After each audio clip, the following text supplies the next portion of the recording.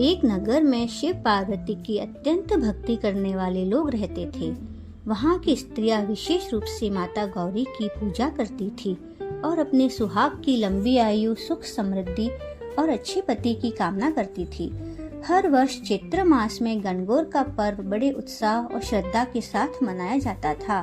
कहते हैं एक बार भगवान शिव, माता पार्वती और उनके गण पृथ्वी पर भ्रमण के लिए निकले। वे एक छोटे से गांव में पहुंचे। वहां की साधारण स्त्रियां अपनी श्रद्धा और भक्ति के साथ माता पार्वती की पूजा कर रही थी। उनके पास पूजा के लिए अधिक साधन नहीं थे, फिर भी उन्होंने मिट्टी की मूर्तियां बनाकर सादे भोजन और जल से ही माता की पूजा की। उसी गांव में कुछ धनी स्त्रियां भी रहती थी जो अपने वैभव पर गर्व करती थी। उन्होंने सोचा कि वे बाद में भव्य पूजा करेगी, पहले अपनी सजावट पूरी करेगी। इसी बीच गरीब स्त्रियों ने सच्चे मन से माता की पूजा पूरी कर ली। माता पार्वती ने उनकी सच्ची भक्ति देखकर प्रसन्न होकर उन्हें अखंड सौभाग्य का आशीर्वाद दिया।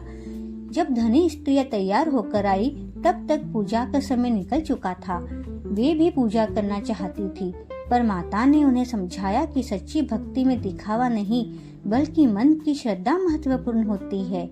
इसके बाद माता पार्वती ने सभी स्त्रियों को गणगौर व्रत का महत्व बताया और कहा कि जो भी स्त्री इस व्रत को श्रद्धा और नियम से करेगी, उससे सुखी वैवाहिक जीवन और मनचाहा वर मिलेगा। यह पर्व अविवाहित लड़कियों के लिए भी विशेष महत्व रखता है, क्योंकि वे अच्छे वर की कामना करती है। कहते हैं माता पार्वती ने स्वयं इस व्रत का पालन कर भगवान शिव को पति रूप में प्राप्त किया था, इसलिए यह व्रत अत्यंत फलदायी माना जाता है। इस दिन स्त्रियां सुंदर वस्त्र धारण करती है, हाथों में मेहंदी लगाती है, गीत गाती है और मिट्टी की गणगौर की प्रतिमा बनाकर उनकी पूजा करती है।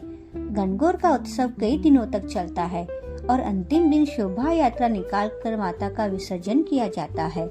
इस दौरान पूरे वातावरण में भक्ति, उत्साह और खुशी का माहौल रहता है।